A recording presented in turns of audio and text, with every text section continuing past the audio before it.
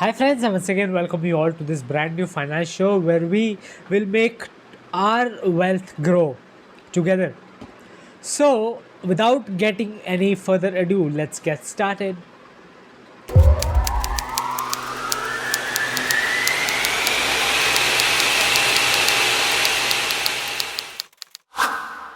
So, in today's video, we'll be discussing about the psychology behind the investors and especially the new investors and what you shouldn't do while starting an investing journey and what you shouldn't do in your entire investing lifetime.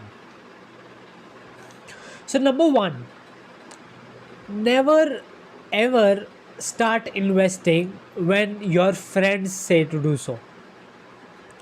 It's perfectly all right when you watch something and get motivated and then start investing. It's perfectly fine.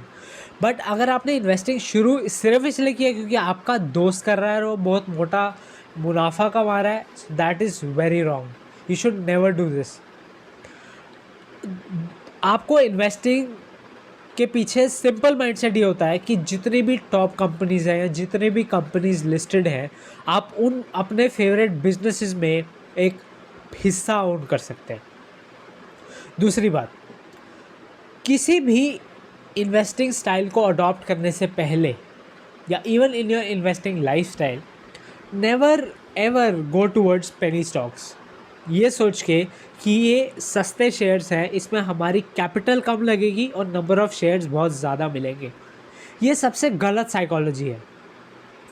क्योंकि दोस्तों हमने काफ़ी सारे examples देखे हैं जिसमें past में वो शेयर्स जो है पेनी शेयर्स के नाम पर आए और उन्होंने काफ़ी लोगों की वेल्थ को डिस्ट्रॉय किया. वो काफ़ी सारे नाम आजकल आप आम देख सकते हैं, हो सकता है आपके पोर्टफोलियो में भी हो.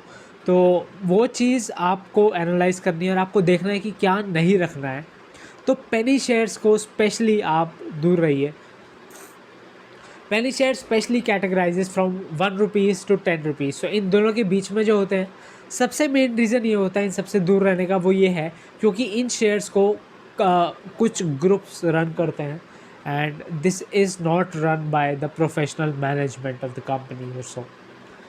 तीसरी चीज़ ये है दोस्तों कि इन्वेस्टिंग को शुरू करने से पहले आपको ये नहीं अपने माइंड में लाना है कि कौन सा टाइम मेरे लिए सही है इन्वेस्ट करने के लिए या मार्केट कब महंगी है कब सस्ती है.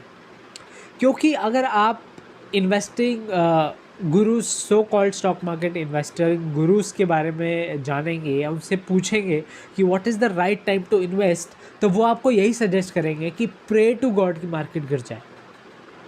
मेरा मानना ऐसा नहीं है दोस्तों. जब भी आप शुरू कर रहे हैं तो you can start on that time only.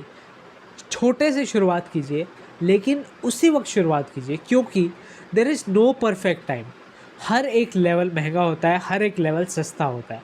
अगर आपको 10, 15, 20, 25 सालों के लिए इन्वेस्ट करना है तो there is no bad time for you to start investing. There is no expensive share. Yes, the expensive category of share belongs to जिनके पास cash reserves नहीं है, डेट बहुत ज़्यादा है, मार्केट कैप बहुत कम है, रेशोज़ बहुत कम है. वो चीज़ सस्ती और महंगी डिसाइड करती है. लेकिन शेयर का प्राइस कभी डिसाइड नहीं करता कि वो शेयर महंगा है या सस्ता है. So this thing keep it in mind कि कोई भी शेयर सस्ता या महंगा नहीं होता. उसकी फंडामेंटल स्ट्रेंथ, उसकी अर्निंग विजिबिलिटी, उसका availability of the resources in upcoming time, in upcoming scenario. Warren Buffett one said कि अगर आप एक पर्टिकुलर शेयर को 10 साल के लिए अपने पोर्टफोलियो में नहीं रख सकते तो आप उसको 10 मिनट के लिए भी अपने पास मत रखिए या 10 सेकंड के लिए भी उसके पास मत रखिए. ये बिल्कुल सही है दोस्तों. तो ऐसी कुछ इन्वेस्टिंग बेसिकली साइकोलॉजी होती है जो आपको टिप्स हैं, जो आपको